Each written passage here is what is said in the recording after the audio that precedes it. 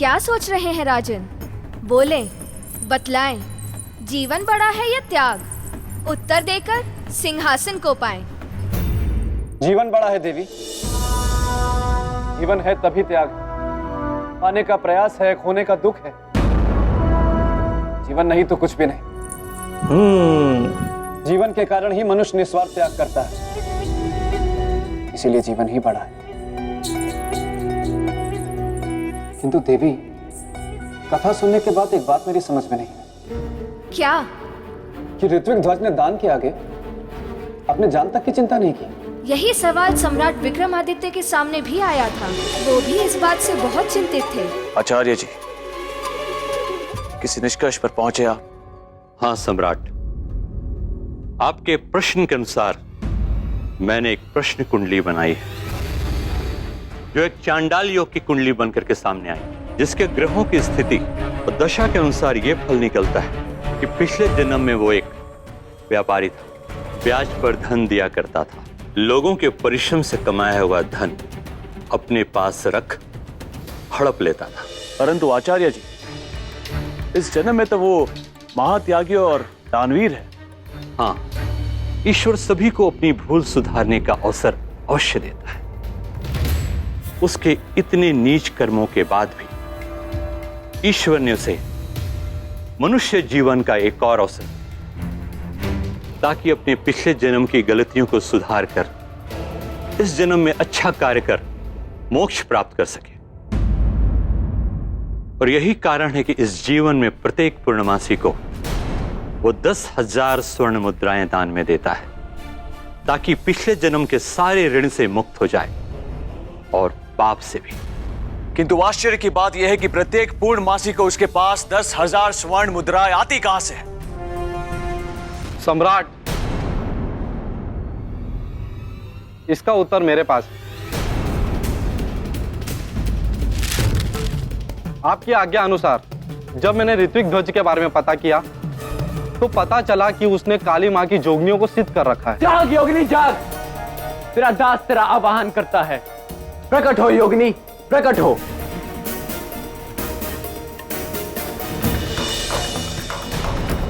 और वही जोगनियां उसे भयंकर यातनाओं के बदले प्रत्येक पूर्णिमासी को हजारों स्वर्ण मुद्राएं देती है। प्रकट हो देवी, प्रकट हो, प्रकट हो देवी, प्रकट हो। जिसे वो जन कल्याण के लिए लोगों में दान कर देता है।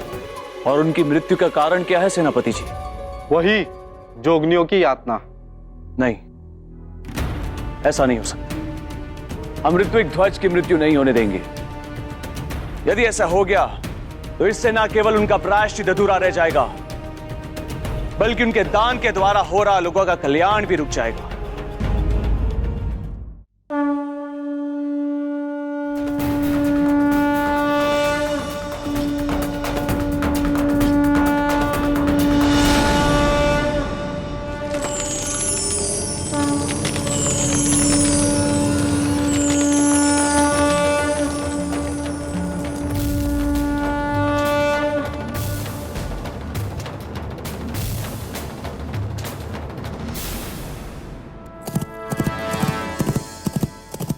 प्रणाम देवी। ऋत्विक ध्वज, हमने तुम्हें मना किया था ना कि धन के लिए मत आना यहाँ। तुम फिर भी आ गए, ये जानते हुए कि तुम्हारा जीवन संकट में पड़ सकता है। मुझे अपने जीवन की चिंता नहीं है देवी, मुझे चिंता है दूसरों के जीवन की, उनकी समस्याओं की। कृपा करके आप मुझे धन दीजिए ताकि मैं उस धन से लोगों का भला कर सकूं। तुम धन प्राप्ति की शर्त जानते हो ऋत्विक ध्वज। क्या हमारे 100 कोड़ों का प्रहार सह भी पाओगे? मैं उसके लिए तैयार हूं देवी।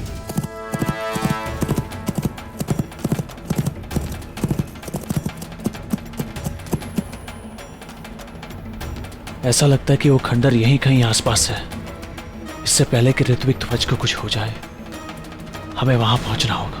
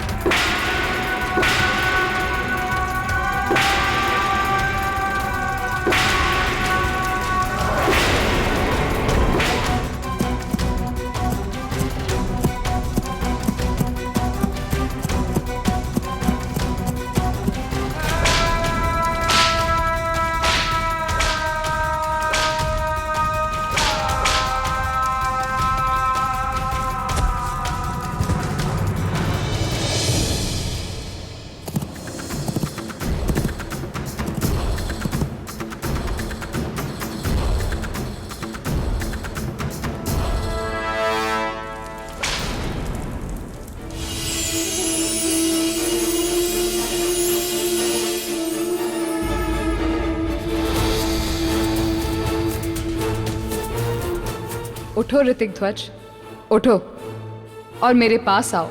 स्वर्ण मुद्राओं की पोटली लो।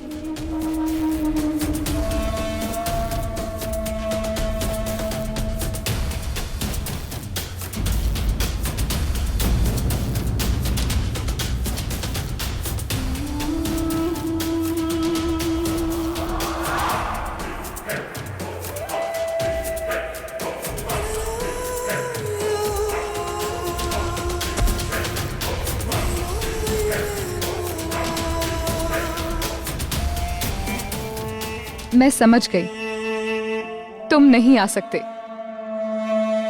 क्योंकि तुम्हारा अंत समय निकट आ गया है। दुख है ऋतिक ध्वज कि इतने कष्ट सहने के बाद भी तुम्हारी मुक्ति इस जन्म में भी अधूरी रह जाएगी। नहीं भावे दीजिए देवी।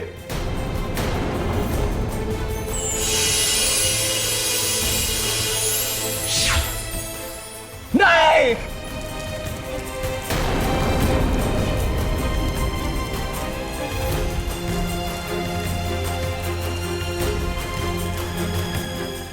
मित्र,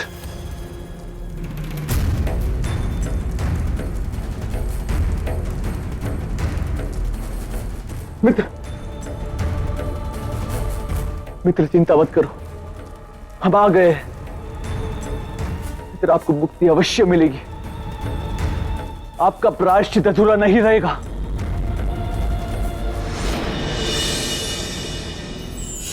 किस सोच में डूबे हैं राजन? सोच रहा हूं कि ऋत्विक ध्वज के दोनों जीवन व्यर्थ चले गए। ना तो उसके पिछले जन्म के पापों का प्रायश्चित हुआ और न इस जन्म में उसे मुक्ति मिली। बहुत दुर्भाग्यशाली रहा ऋत्विक ध्वज। ऐसा मत कहिए राजन। तो और क्या कहूं देवी? ऋतिक ध्वज सौभाग्यशाली व्यक्ति है जिन्हें चक्रवर्ती सम्राट विक्रमादित्य जैसा मित्र मिला। अब उनकी मुक्ति में कोई बाधा सामने नहीं आएगी। सम्राट स्वयं उन्हें स्वर्ण देकर उनका कार्य पूरा कर देंगे। क्षमा करिएगा देवी, लेकिन ऐसा करने से ऋत्विक ध्वज को मुक्ति नहीं मिलेगी। क्यों? क्योंकि मुक्ति का मार्ग त्याग से होकर जाता है और असली त्याग वो कहलाता है जो अपने परिश्रम और कष्ट से कमाए हुए धन को लोगों में बांटा जाए। दूसरों से धन लेकर बांटना त्याग नहीं कहलाता देवी। बिल्कुल सही। देवी क्षमा कर दीजिए, देवी क्षमा कर दीजिए, देवी क्षमा कर दीजिए, देवी कृपया मुझे क्षमा कर दीजिए। देवी, इससे पहले कि मैं अपने मन में उठ रहे प्रश्न के बारे में आपसे पूछूं, यदि आप उचित समझें तो बेताल को आप सामान्य कर दें।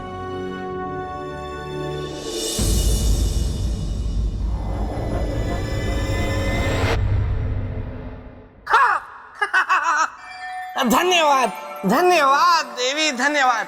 राजन, मैं आपसे बहुत प्रसन्न हुआ हूं और मुझे यह विश्वास हो गया कि उज्जैनी की प्रजा बहुत भाग्यवान है कि उन्हें आप जैसा राजा मिला। तो चलिए राजन, चलते हैं। उज्जैनी की प्रजा आपकी प्रतीक्षा में है। चलिए चलिए। देखा राजन, आपके कहने पे हमने इन्हें सामान्य किया, लेकिन देखिए इन्हें, इनके स्वभाव में बिल्कुल भी सुधार नहीं। नहीं देवी, मैं तो बस। राजन बताइए, आपके मन में और क्या जिज्ञासा है? देवी, मेरे मन में जिज्ञासा यह है कि सम्राट विक्रमादित्य स्वयं बहुत बड़े त्यागी थे त्याग की महत्ता को समझते थे तो ऋत्विक ध्वज के संकल्प को पूरा करने के लिए उन्होंने क्या किया? मैं सुनाऊं? देवी, आप इतने समय से राजा भोज को कथा सुना रही हैं, आप थक गई होंगी, थोड़ा विश्राम कर लीजिए। आगे की कथा मैं सुनाता हूँ। अगर मैं कथा सुनाऊंगा इसी बहाने मैं अपने मित्र को याद भी कर लूंगा। ठीक है बेताल, सुनाओ। हाँ तो राजन, हुआ ये कि एक बार मेरे मित्र विक्रमादित्य के भोजन में से एक विशाल कंकड़ निकला। बेताल! क्षमा देवी क्षमा, मैं भावनाओं में बह गया इसलिए ये कह गया। तो राजन, आगे की कथा सुनिए।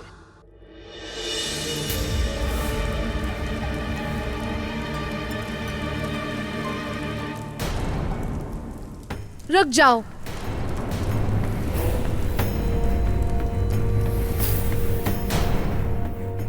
मत जाओ उस अग्निकुंड में। जाना अनिवार्य है देवी। तो लौटना भूल जाना। लौटने के बारे में प्रवेश के बाद सोचेंगे। इतनी प्रिय है मृत्यु? मृत्यु प्रिय नहीं है देवी।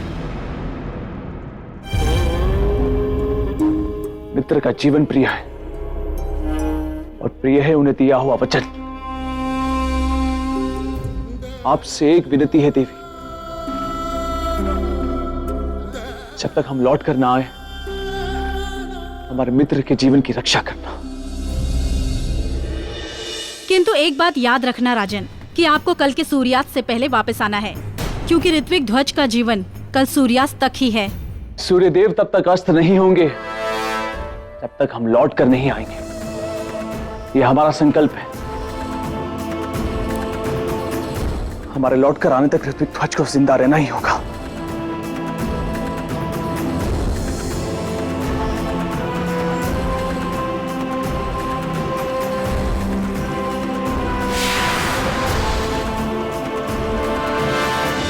बताइए राजन, क्या सम्राट विक्रमादित्य का अग्नि में कूदने का निर्णय सही था?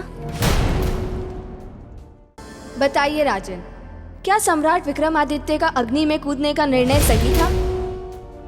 देवी, उनका यह निर्णय बिल्कुल सही था। ये कहना बहुत आसान है राजन, क्योंकि समस्त संसार ये बात जानता है कि मेरा मित्र विक्रमादित्य कभी गलत निर्णय लेता ही नहीं था।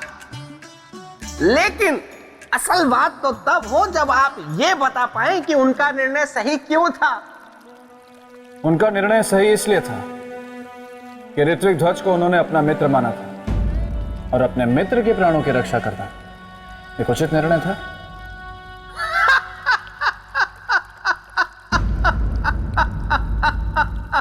क्या हुआ बेताल? हमने ऐसी कौन सी बात कर दी कि आप हंसने लगे? मैं हंस नहीं रहा हूं राजन, मैं रो रहा हूं। हो रहे हैं? जी, जब मैं बहुत दुखी होता हूं तो मेरी हंसी निकल जाती है, और जब मैं बहुत खुश होता हूं तो मेरा रोना निकल जाता है। आपने मेरे और मेरे मित्र की मित्रता की बात कर कर मुझे भावुक कर दिया, इसीलिए मेरी हंसी निकल गई। अब मैं भी यहां से निकल जाता हूं।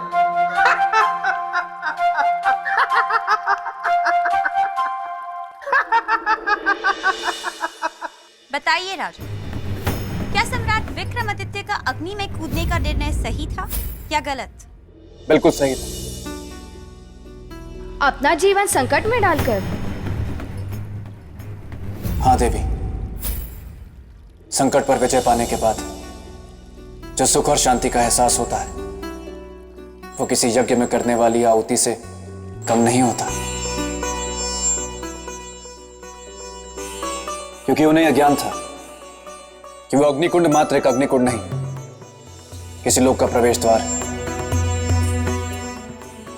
जहां से उन्हें स्वर्ण पोटली प्राप्त होगी। भला ये कैसे जान गए वो? अग्निकुंड में देवी के प्रकट होने से, क्योंकि जब कोई आता है तो किसी न किसी द्वार से ही आता है।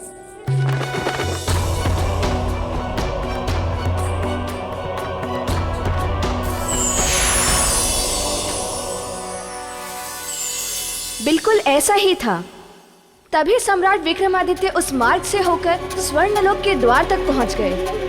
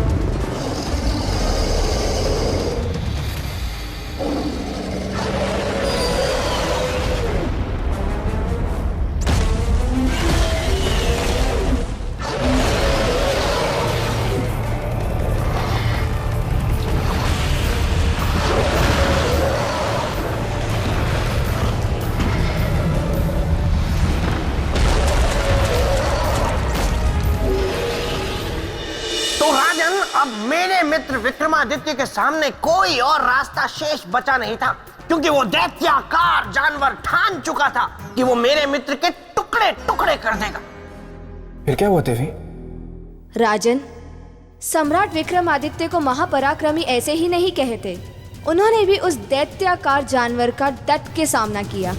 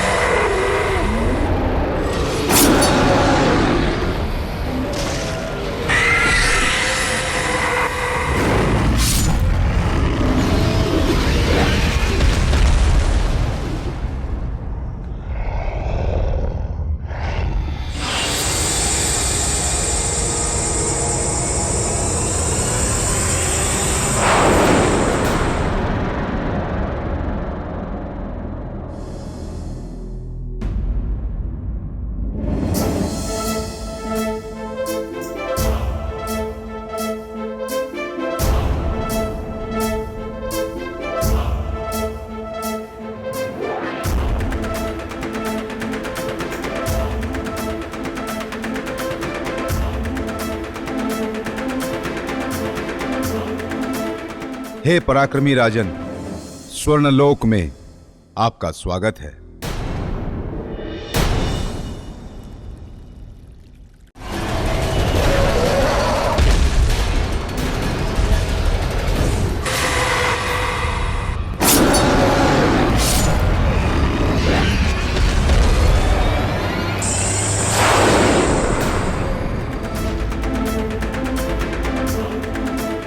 हे पराक्रमी राजन, स्वर्णलोक में आपका स्वागत है। देखा देखा राजन आपने, ना तो मेरे मित्र की कथा इतनी सरल है और ना मेरे मित्र के सिंहासन तक पहुंचने का रास्ता। इसलिए अभी भी समय है, आप वापस लौट जाइए। घोड़ा बुलवा लूं? बेताल, हमने आपको विक्रमादित्य की कथा सुनाने के लिए कहा था, सिंहासन के बारे में अपने विचार व्यक्त करने के लिए नहीं। लेकिन देवी, मैं तो आपका शुभचिंतक हूँ। ये राजा भोज सिंहासन तक कभी नहीं पहुँच पाएंगे और आप लोगों को व्यर्थ में ही इन्हें कहानियां सुनानी पड़ेंगी। इन्हें तो बड़ा मजा आ रहा है कहानियां सुनकर। देखो बेताल, क्षमा क्षमा देवी, क्षमा। गोलू, ये क्या हो गया? लगता है मेरे बेताल को वापस लाने के लिए करना होगा खेचन बुआ की दी हुई शक्ति का इस्तेमाल, तभी वापस आएंगे मेरे बेताल।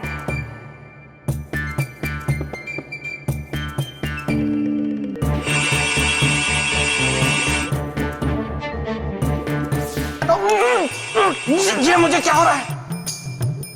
लगता है बेताली ने खेचन शक्ति का प्रयोग कर लिया।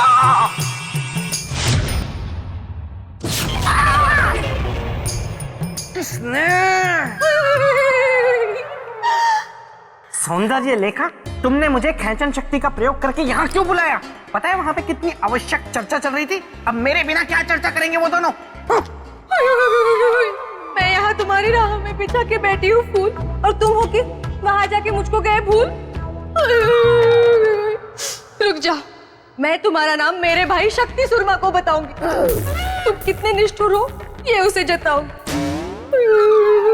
नहीं नहीं नहीं नहीं, उसे मत बुलाना, मैंने उसके बारे में सुना है, वो बहुत भयानक है। गोलू,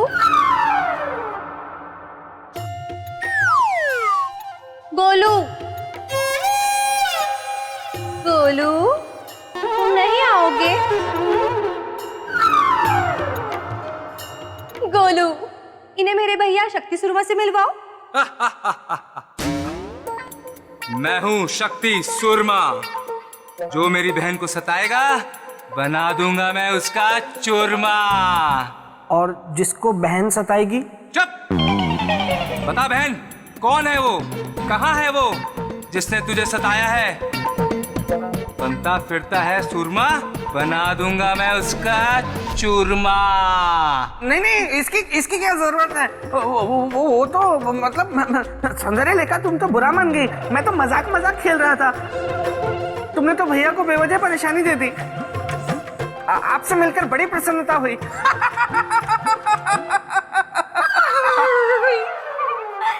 है मेरे हृदय के अतिथि, अगर यही है बात तो बताओ मेरे भैया को कब निकाले विवाह की तिथि? चुप! जल्दी बोलो, वरना मैं हूँ शक्ति सुरमा। इस बार तो बना ही दूंगा तुम्हारा चूरमा। नहीं, जब आप लोगों का मन करे तब की निकलवा लीजिए अर्थी, मतलब तिथि। देखा बहन तेरे भाई का कमाल। इस बार तो शादी में होगा धमाल। बाप रे, बच गया। लेकिन मैं यहाँ फंसा हुआ हूँ और वहाँ पता नहीं राजा भोज और पुतली के बीच क्या क्या बातें हो रही होंगी। कुछ युक्ति लगानी पड़ेगी। सौंदर्य लेखा, तुम ना प्रेत भूमि जाकर विवाह की तैयारियां करो। तब तक मैं विवाह कुंडल से मिलकर विवाह की तिथि निकलवाता हूँ। सच्ची? हाँ।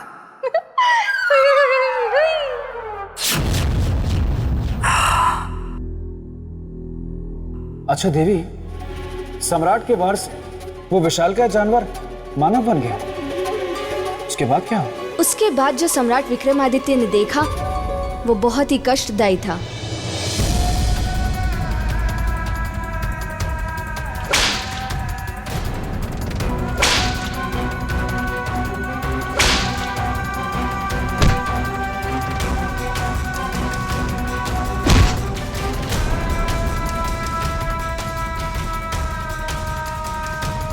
ये स्वर्णलोक है? हाँ राजन, यही स्वर्णलोक है। इतना निर्मम, क्रूर, कठोर और अमानवीय स्वर्णलोक। सोने की चमक की यही विशेषता है राजन, जो किसी को भी अपना दास बना लेती है। जिन मनुष्यों को आप यहां दास के रूप में कार्य करते देख रहे हैं, वे सभी उसी चमक को पाने के लालच में यहां पर आए थे और यहां आकर यहां के राजा यक्षराज के दास बन गए। और अब आपकी बारी है, क्योंकि आप भी उसी सोने को पाने के लालच में यहां पर आए। यक्षराज धन तो अवश्य देते हैं, परंतु धन लेने वाले की सवारी भी करते हैं। धन लेंगे तो उसका मोल तो चुकाएंगे ही ना।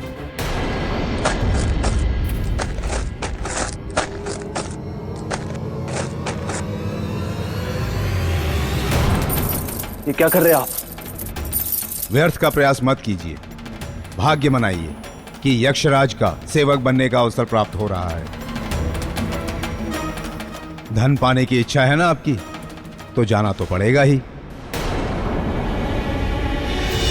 राजन, लोभ चाहे धन का हो अथवा सिंहासन का, होता सदा कष्टकारी है। किंतु संसार की विडंबना देखिए कि ये जानते हुए भी वो लोभ को अपने वश में नहीं करता, भागता है केवल। देवी, यदि धन की इच्छा केवल अपने लिए हो तो वह निश्चित रूप से लोभ कष्टकारी है, किंतु यदि वही इच्छा परोपकार के लिए हो, जनहित के लिए हो, तो वो लोभ नहीं, एक सार्थक उद्देश्य है, धर्म है। और धर्म से कष्ट छटते हैं, कष्ट होते नहीं देवी। परंतु एक बात समझ में नहीं आई देवी। कौन सी बात? यही कि स्वर्णलोक में तो लोभियों को दास बनाने की प्रथा थी, और सम्राट विक्रमादित्य को तो धन का लोभ था नहीं, तो उन्हें क्यों दास बनाया गया देवी? इसलिए कि चक्रवर्ती सम्राट को स्वर्ण पूर्ति तक पहुंचने से पहले ये सिद्ध करना था कि वे यहाँ आए हैं तो अपना सब कुछ त्याग कर काम, क्रोध, मद, मोह, लोभ, सब कुछ। और वो उनकी परीक्षा थी। कैसी परीक्षा देवी? मैं जानना चाहूंगा। राजन, राजन, आपके उज्जैनी में हाहाकार मच गया है। प्रजा में त्राही त्राही मच गई है। घोर संकट आन पड़ा है और तो और शत्रुओं ने आक्रमण कर दिया है। बेताल, ये क्या कह रहे हैं आप? मैं सच कह रहा हूं राजन, ऐसा कुछ नहीं हुआ है। लेकिन ऐसा हो सकता है क्योंकि जिस राज्य का राजा अपना अधिकतम समय एक सिंहासन के लोभ में किससे कहानियां सुनने में व्यतीत करेगा, तो फिर उसके राज्य में यही सब होगा। बेताल, मैं चुप हूं। पूछे राजन, क्या प्रश्न था आपका? देवी, मेरा आपसे प्रश्न ये था कि जैसे कि आपने मुझे बताया कि सम्राट विक्रमादित्य अपना सब कुछ त्याग कर, काम, क्रोध, मद, मोह, लोभ, सब कुछ त्याग कर स्वर्णलोक में गए, और ये उनकी परीक्षा थी। देवी, मैं उस परीक्षा के बारे में जानना चाहता हूँ। अवश्य राजन। सम्राट विक्रमादित्य को यक्षराज के सामने ले जाया गया।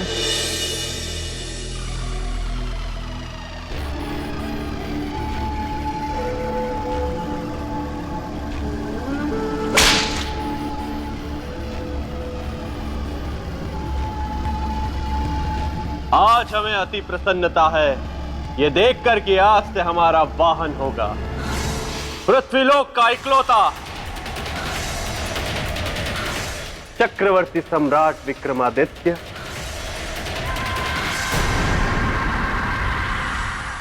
राजन, बदले में तुम्हें अथाह धन मिलेगा, उतना जितना कि तुमने सोचा भी नहीं होगा।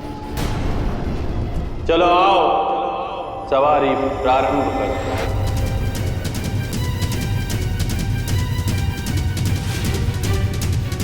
क्षमा करना यक्षराज, पर हम यहाँ धन के लोभ में नहीं आए हैं। प्रत्येक लोभी यही कहता है।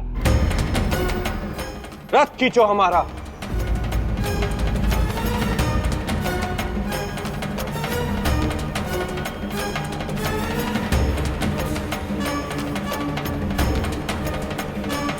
खींचो सम्राट, रथ खींचो, हमें सवारी कराओ। ये हमारा एक दास को आदेश है। यदि मुक्ति चाहते हो तो हमारे आदेश का पालन करो। स्वर्ण चाहिए ना तुम्हें? आओ, रथ को खींचो, खींचो सम्राट, खींचो।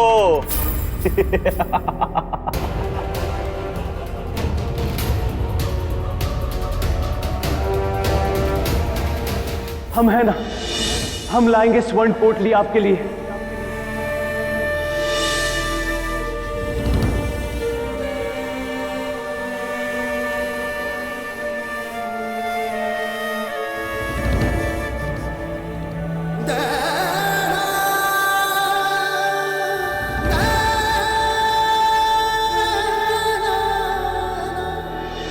चलो राजन।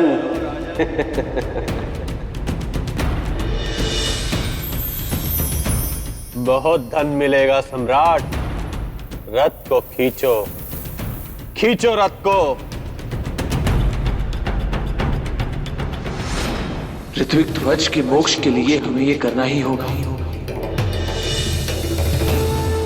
किंतु एक बात याद रखना राजन, कि आपको कल के सूर्यास्त से पहले वापस आना है, क्योंकि ऋत्विक ध्वज का जीवन कल सूर्यास्त तक ही है।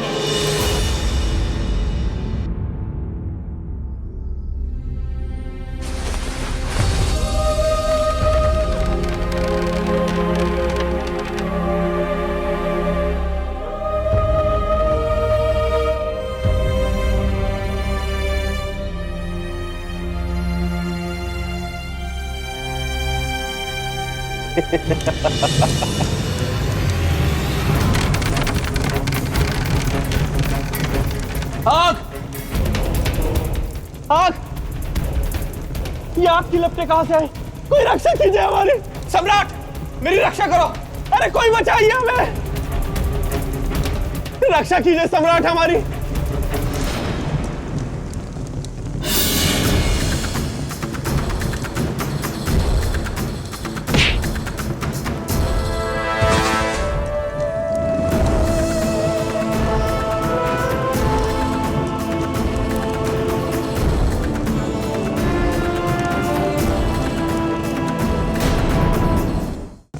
राजन, महाप्रतापी लोभ से रहित सम्राट विक्रमादित्य का प्रताप देखकर यक्षराज भी चकित रह गए। बेताल, आप फिर बीच में बोले। क्या करूं देवी, जहां मेरे मित्र की चर्चा हो रही हो, मेरे मित्र के साहस और पराक्रम का महिमा मंडन हो रहा हो, वहां मैं ना बोलूं, ये तो फिर वैसी ही बात हो जाएगी ना, जैसे कि सूर्य के बिना उदय हुए ही दिन का निकलना और बिना अंधेरा हुए ही रात हो गई।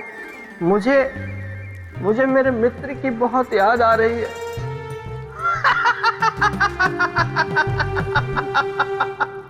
नहीं राजन, इसकी कोई आवश्यकता नहीं, क्योंकि बेताल से बड़ा नाटकीय कोई है ही नहीं।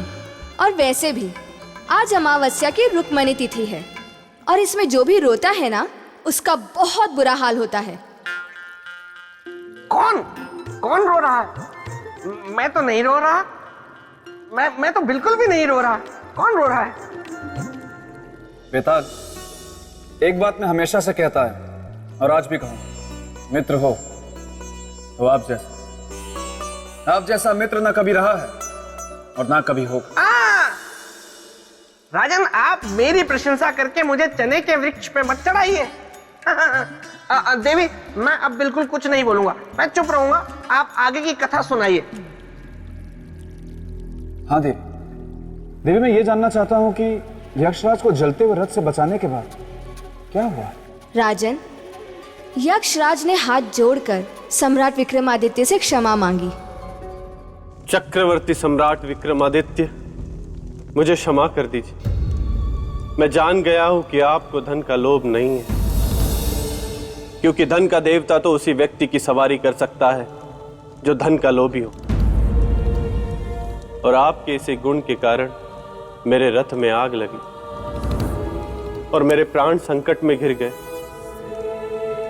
मैं आपका आभारी। कहिए, मैं आपकी क्या सेवा कर सकता हूं? यक्षराज, इसकी कोई आवश्यकता नहीं। हम यहाँ अपने वचन की लाज तथा किसी की रक्षा के हेतु स्वर्ण पोटली लेने आए हैं। मैं समझ गया हूं राजन, आप कहाँ जाना चाहते हैं। आप जिस मार्ग पर हैं, यहीं से आप अपने लक्ष्य पर पहुंचेंगे। बढ़ते जाइए राजन, जहां न दिखे रास्ता और छा जाए मन पर अंधेरा, रंगों में मिलेगी तब दिशा, यही होगा अवसर सुनहरा। अब मुझे शीघ्र स्वर्ण पोटली लेकर ऋत्विक ध्वज के पास पहुंचना होगा।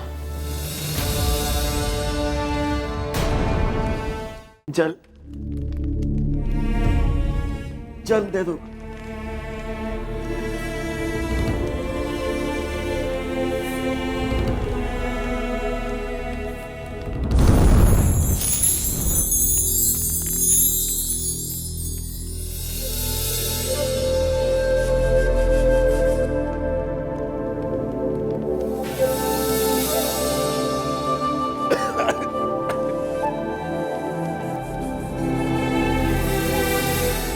ऋत्विक ध्वज अब बिल्कुल शक्तिहीन हो चुका है। यदि सूर्यास्त से पहले सम्राट विक्रमादित्य स्वर्ण पोटली लेकर नहीं पहुँचे, तो वो कभी भी ऋत्विक ध्वज को जीवित नहीं पाएंगे।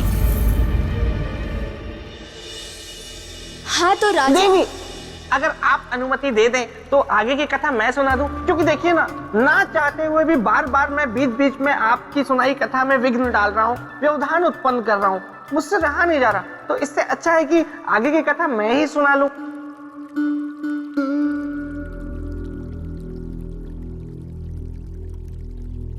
हाँ तो राजन, हुआ यूं कि एक बार मेरे मित्र विक्रमादित्य गुरुकुल पढ़ने गए, तो वहां पे उन्होंने एक बिल्ली को देखा, फिर बिल्ली ने उनको देखा।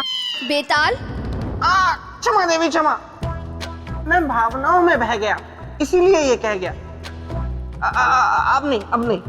हाँ तो राजन, स्वर्ण लोक से मेरे मित्र विक्रमादित्य निकले अपने लक्ष्य को पाने के लिए।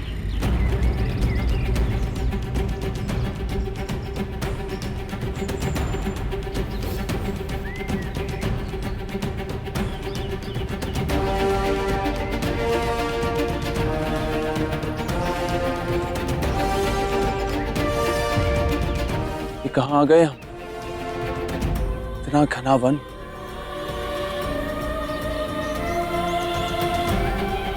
हमें स्वर्ण पोटली यही प्राप्त होगी? कैसे सुलझाए इस गुत्थी को?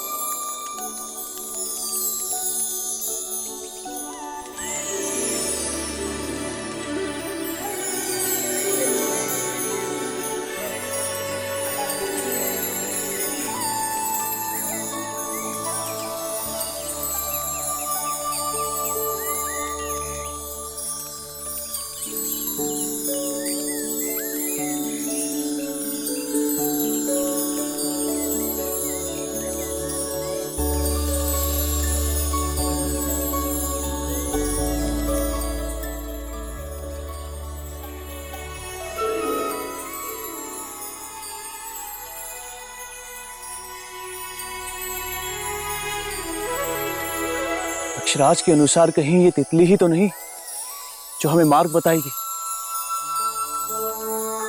जब ना दिखे रास्ता और छा जाए मन पर अंधेरा, रंगों से मिलेगी तब दिशा, अवसर होगा वही समय।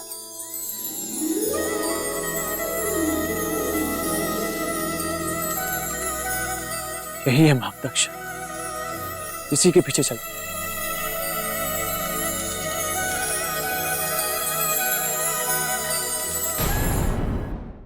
अक्षराज के अनुसार कहीं ये तितली ही तो नहीं जो हमें मार्ग बताएगी? जब ना दिखे रास्ता और छा जाए मन पर अंधेरा, रंगों से मिलेगी तब दिशा, अवसर होगा वही सुनहरा।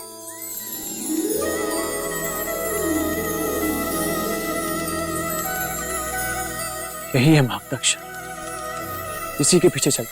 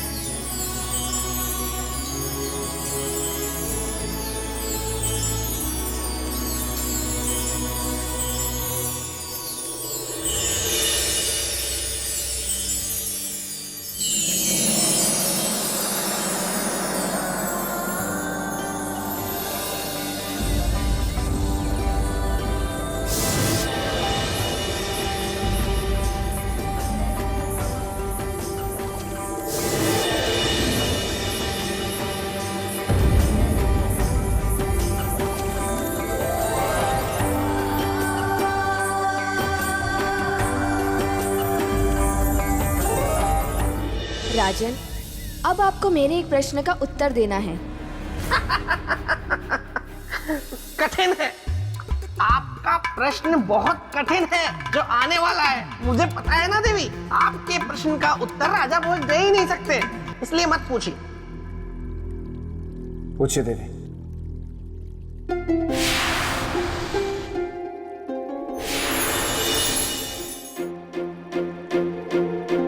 आपको बताना यह है कि कौन थी वो स्त्री, वो कैसी माया थी? देवी, ये उनके काम वासना की परीक्षा थी और इतिहास गवाह है देवी कि अपने लक्ष्य तक पहुंचने के लिए सबसे बड़ा बाधा काम होता है। और देवी, काम से पराजित तो देवता तक हुए हैं। मनुष्य किसी भी बाधा को जीत सकता है, लेकिन काम से जीतना उसके लिए मुश्किल ही नहीं। असंभव भी है। अच्छा, कह तो दिया आपने बड़ी सरलता से असंभव, लेकिन असंभव कैसे है ये भी तो बताइए। और मुझे पता है कि अब ये असंभव कैसे है, इस प्रश्न का उत्तर आप नहीं दे पाएंगे। क्यों? काम वासना को जीतना असंभव क्यों है? उसे जीतना असंभव इसलिए क्योंकि मनुष्य का मूल काम होता है। सम्राट विक्रमादित्य ने लोक की परीक्षा तो पार कर ली, किंतु अभी काम की परीक्षा पार करना बाकी था। बिल्कुल सही।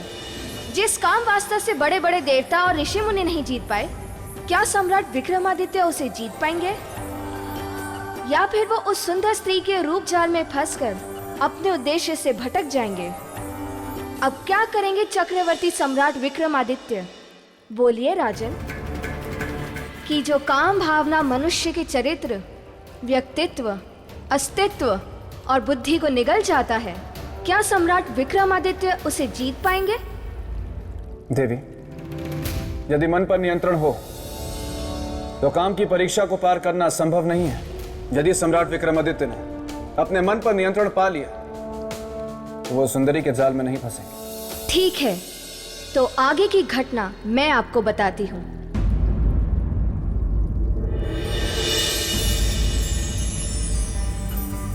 आपका स्वागत है विक्रमादित्य। प्रणाम देवी। आप हमें जानती हैं? कौन है आप? प्रकृति की पुत्री, रस, रूप, रंग और सुगंध हूं। रहना चाहती मैं आपके संग हूं। मैंने वर्षों से आप जैसे पराक्रमी त्यागी की प्रतीक्षा की है। अब कहीं जाकर आज मेरी प्रतीक्षा पूरी हुई है। क्या आप अपना सब कुछ त्याग कर मुझे अपनाएंगे? देवी, त्याग केवल एक की खुशी नहीं होती, इसमें एक का दुख और समाज का सुख छिपा होता। हजारों की खुशियां छिपी होती। ऐसी बात करके मेरा हृदय न दुखाए विक्रमादित्य। मुझसे विवाह कर मेरे वर्षों की ख्वाहिश पूरी करें। असंभव है ये। लेकिन क्यों विक्रमादित्य? क्या मैं सुंदर नहीं हूं? अवश्य आप सुंदर हैं। तो मुझ में क्या कमी है? कमी वो देखते हैं जिनसे जिनका स्वार्थ जुड़ा होता है देवी। और हमारा स्वार्थ आपसे नहीं, हमारे उद्देश्य से जुड़ा है, जिसे पूरा करने हम यहाँ आए हैं। मैं आपका उद्देश्य जानती हूँ। आप यहाँ स्वर्ण पोटली के लिए आए हैं।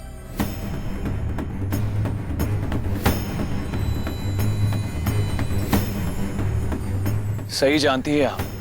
तो आप मुझसे विवाह कर लें और ले जाएं स्वर्ण पोटली। हम स्वर्ण पोटली आपकी कृपा से नहीं, हमारे पराक्रम से प्राप्त करना चाहेंगे।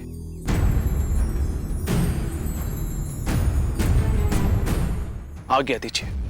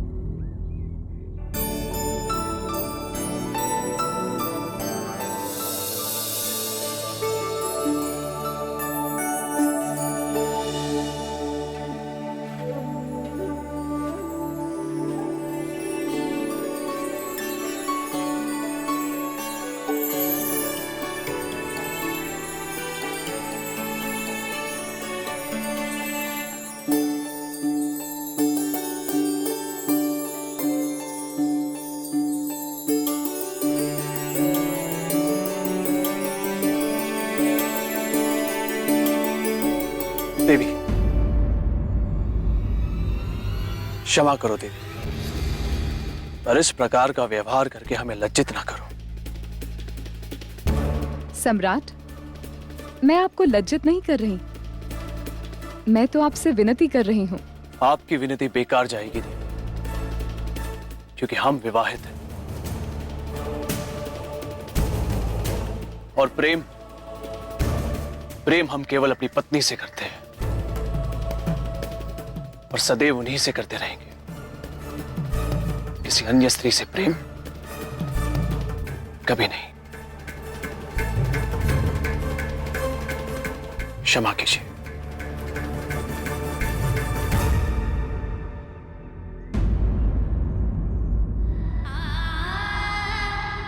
कोई होगा ऐसा शीलवान, चरित्रवान, जो अति से भी अति सुंदर स्त्री के प्रेम निवेदन को ठोकर मार दे।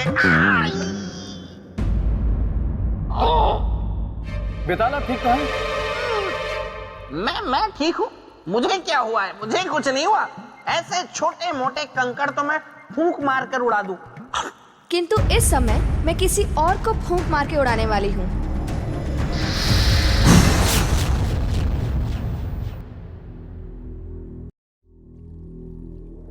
तो राजन, सम्राट विक्रमादित्य ये कहकर वहां से चल दिए कि वे सिर्फ अपनी पत्नी से प्रेम करते हैं, लेकिन इसके आगे जो हुआ वो बहुत ही चौंका देने वाला था।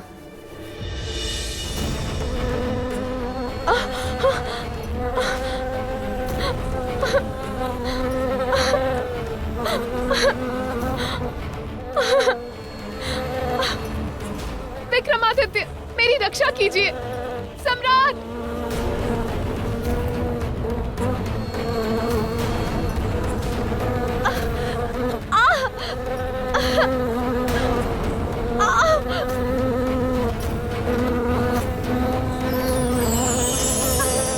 विक्रमादित्य, विक्रमादित्य,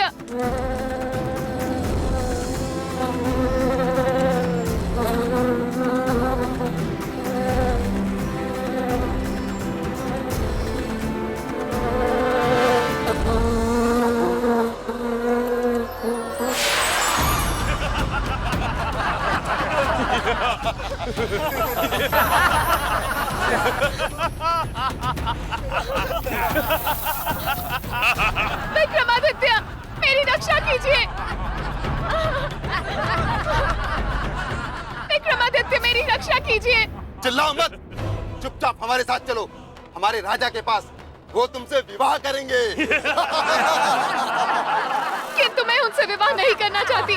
विक्रमादित्य, मेरी रक्षा कीजिए।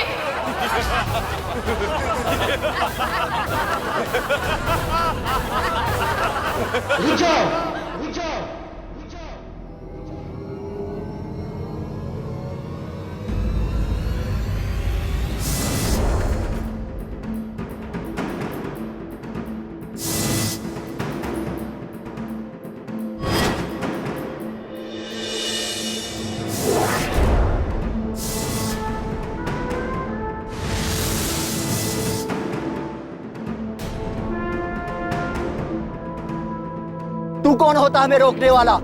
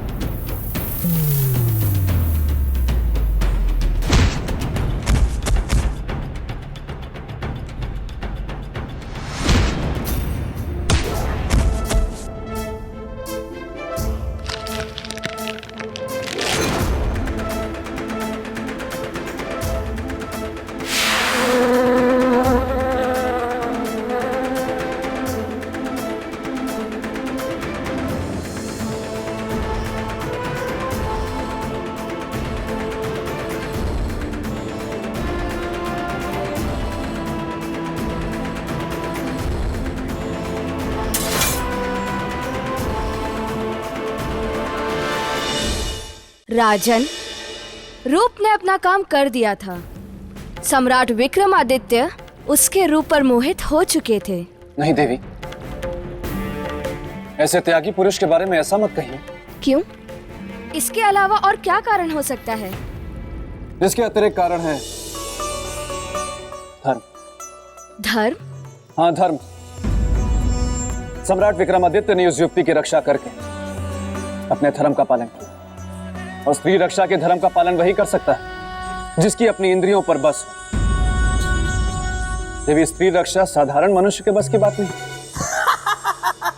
सही कहा राजा भोज, मेरा मित्र था ही धर्म का रक्षक।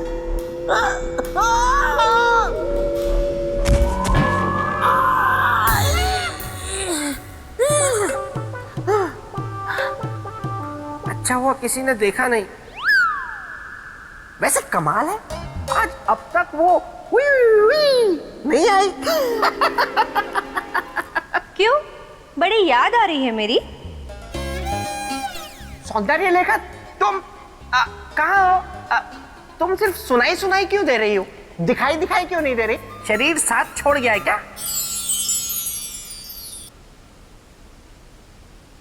कहाँ हो ये?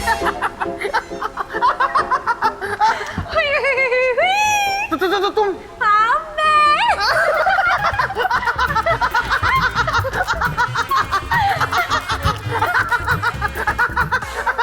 बस बस बस बस, अब और नहीं हंसा जा रहा। ऐसे नहीं, पहले कहो सौंदर्य लेखा, मुझे तुमसे प्यार है, हृदय बेकरार है। बोल दो सौंदर्य लेखा, मुझे तुमसे प्यार है, हृदय बेकरार है। अच्छा सुनो, क्या तुमने विवाह कुंडल को बुलाया? अपने विवाह का मुहूर्त निकाला? कौन सा विवाह? कैसा विवाह? किसका विवाह? देखो सौंदर्य लेखा, मैं हूँ बेताल, गले नहीं देता किसी की दाल।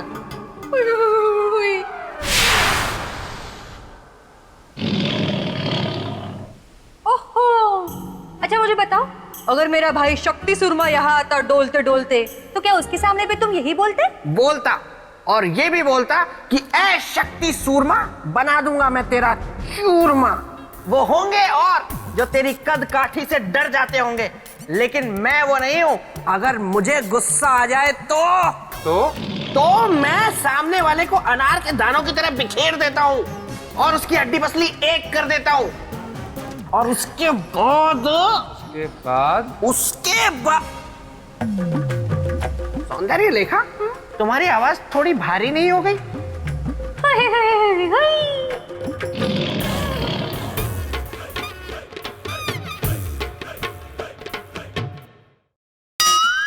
तो तुम मेरी हड्डी पसली तोड़ दोगे? प्रश्न ही नहीं है। मुझे अनार के दानों की तरह बिखेर दोगे? नहीं, मैं तो ये कह रहा था कि अगर किसी ने आपसे ये कहा कि वो आपको अनार के दानों की तरह बिखेर देगा, तो मैं उससे कहूंगा कि मैं तुम्हें अनार के दानों की तरह बिखेर दूंगा और सारे दाने खा जाऊंगा। अच्छा? मैं तो रिश्ता निभा रहा था। कैसा रिश्ता? जीजा साले का रिश्ता। मतलब जीजा साले के साथ मजाक करता है तो साला हंसता है, साला जीजा के साथ मजाक करता है तो जीजा हंसता है। है ना? देखा सौंदर्य लेखा, मैंने अपने साले के साथ कैसा मजाक किया। अच्छा छोड़ो ये सब फालतू की बातें। विवाह कुंडल जल्द से जल्द यहाँ आएंगे तुम्हारी विवाह की बात करने। और मेरी प्यारी बहना। जी भैया। मेरा ये है कहना कि चलो पिताश्री याद कर रहे हैं। हाँ, जाओ। वैसे भी कुछ समय के बाद तो तुम्हें हमेशा के लिए यहीं आकर रहना है ना। फिर दोनों साथ में इस पेड़ पर लटकेंगे।